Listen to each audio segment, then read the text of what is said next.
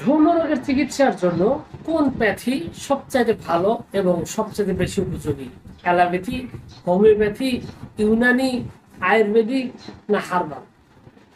এখানে যদি প্রশ্নটা করা হয় তাহলে আসলে বেশিরভাগ মানুষই একটা কনফিউশনে পড়বে। তো আমি আসলে আজকের ভিডিওতে একটা পারফেক্ট একটা ধারণা দেওয়ার চেষ্টা করব, এবং এখান থেকে আপনি এমন কিছু তথ্য পাবেন যে তথ্যগুলোর কারণে আপনার এই যৌন রোগ সম্পর্কে একটা সুন্দর একটা ধারণা আসবে এবং পারফেক্ট একটা চিকিৎসা নিয়ে আপনি সুস্থ হতে পারবেন। এই ব্যাপারে আপনাকে সহায়তা করবে। প্রথমত বিষয় হলো যে যৌন রোগ, আমি সেটা সাধারণত যৌন রোগ কিন্তু অনেকগুলো রোগী আছে, যেমন সিফিলিস আছে, গনোরিয়া আছে, মেহো আছে, প্রোমেও আছে, বিভিন্ন রোগ আছে, এবং ধ্বজভঙ্গ রোগ আছে, ধাতু দুর্বলতা আছে। তবে আমি সবচেয়ে পপুলার যে রোগ সেটা ব্যাপারে বলতে চাই। অন্যান্য রোগগুলো অন্যান্য ভাবে চিকিৎসা হয়, আমি অন্যান্য ভিডিওতে কথা বলেছি। তবে আমি আজকে যে বিষয়টা বলতে চাচ্ছি সেটা হলো যে আপনার যে ধ্বজভঙ্গ বা ধাতু দুর্বল অথবা ফিজিক্যাল রিলেশন বা সেক্স করতে গেলে সময় কম, সহবাসের সময় কম যেটাকে বলা হয়। তো এই জিনিসটা আপনার কোন প্যাথিতে আপনার সবচেয়ে বেশি উপযোগী? প্রথম বিষয় হলো যে আপনার যে এই যে ধাতু দুর্বলতা এবং সময় কম, এই প্রবলেমটা কেন হয়? এটা কিন্তু আসলে আপনার শরীরে কোথাও ভেঙে যাওয়া বা কেটে যাওয়ার কারণে হয় না, বা আপনার শরীরে কোনো একটা অঙ্গ নষ্ট হয়ে যাওয়ার কারণে এটা হয় না।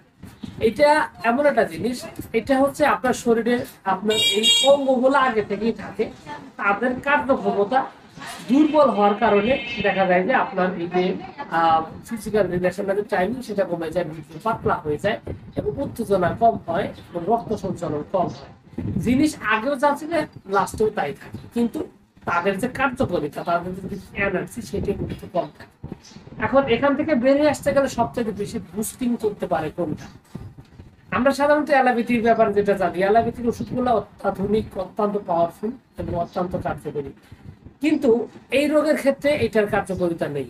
সেই রকম ভাবে আপনি উত্তম রেজাল্ট পাবেন না। কিছু কেমিক্যালস বা আপনার ভাইগ্রা বা এই টাইপের কিছু ওষুধ রয়েছে যে ওষুধগুলো সাময়িক এবং সাময়িকভাবে আপনি সমাধান করতে পারে, কিন্তু যে অঙ্গ দুর্বলতার কারণে আপনি এই রোগে আক্রান্ত হয়েছেন এবং আপনার টাইমিং কমে গেছে, সেটার সক্ষমতা শক্তি বৃদ্ধি করবে না। সেটা বৃদ্ধি করতে গেলে আপনাকে প্রাকৃতিকের মধ্যে আসতে হবে। এক্ষেত্রে প্রাকৃতিক চিকিৎসার মধ্যে যেগুলোর মধ্যে রয়েছে, যেগুলো আমি ইতিমধ্যে বলেছি, যে আয়ুর্বেদিক, ইউনানি এটাও প্রাকৃতিক চিকিৎসা, এবং হার্বালও প্রাকৃতিক চিকিৎসা, হোমিওপ্যাথি প্রাকৃতিক চিকিৎসা।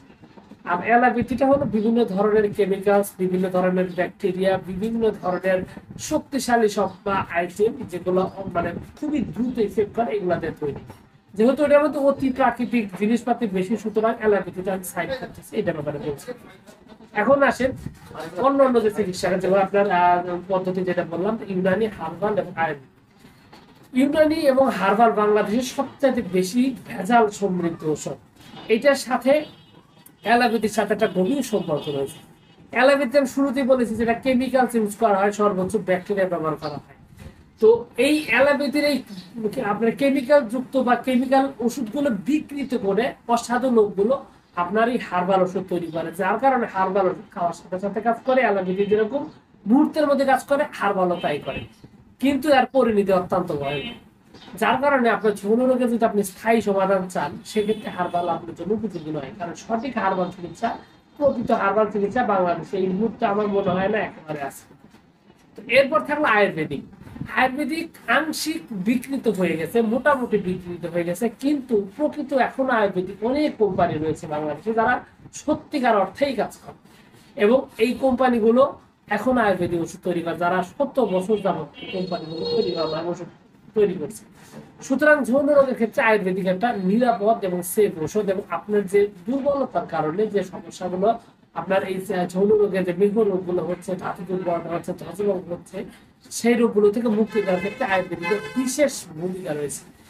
এক্ষেত্রে হোমিওপ্যাথিও কিন্তু সবচাইতে বেশি নিরাপদ এবং সবচাইতে বেশি এগিয়ে রয়েছে, কারণ হোমিওপ্যাথির মধ্যে, অ্যালোপ্যাথিতে বাংলা পৃথিবীর মধ্যে সবচাইতে বেশি গবেষণা হয়, তারপরই গবেষণা হয় আপনার এই হোমিওপ্যাথিতে।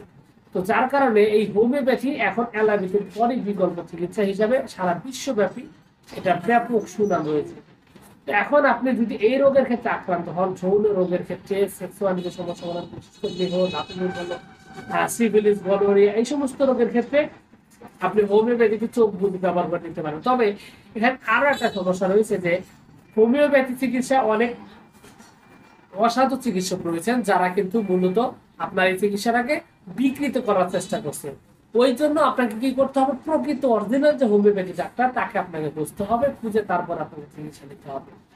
তো এইখানে সবগুলো বিষয় চিন্তা ভাবনা করে আপনি যদি দেখেন যে আপনি একদম প্রাকৃতিক মানুষ, আপনার শরীরের সোর্স গুলো প্রাকৃতিক, আপনার এই প্রাকৃতিক ভাবেই আপনি যদি সেটা বুস্টাপ করতে পারেন, আপনার যে হরমোন গুলো, টেস্টোস্টেরন যে হরমোন সেটা বুস্টাপ করতে পারেন, বীর্য উৎপাদনের যে আপনার অর্গান গুলো রয়েছে সেগুলো বুস্টাপ করতে পারেন, তাহলে কিন্তু আপনি দেখবেন যে আপনি আবার স্বাভাবিক হয়ে গেছেন এবং আপনার যে এই যে রোগগুলো রয়েছে সেখান থেকে বেরিয়ে আসতে পারবেন।